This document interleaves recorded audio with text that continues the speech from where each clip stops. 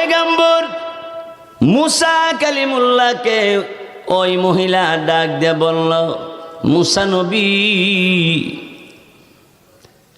60 থেকে 70 বছর বয়স পাইয়া তারা ঘর বানাবে, সুন্দর করে বাড়ি বানাবে।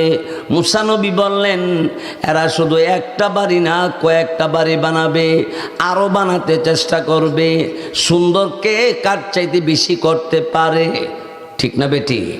বৃদ্ধা মহিলা ডাক দিয়ে বলে, হ্যাঁ মুসা নবী, আমি আপনাকে বলি, আমি যদি ওই জামানাতে আসতাম, আখিরি জামানা নবীর জামানাতে আসতাম, আমি আল্লাহ পাক রব্বুল আলামিনের কুদরতি কদমে একটা সেজদার মাধ্যমে 60 বছর কাটাইয়া দিতাম। আল্লাহ রব্বুল আলামিন বলেন, কারো ইবাদত করবা না,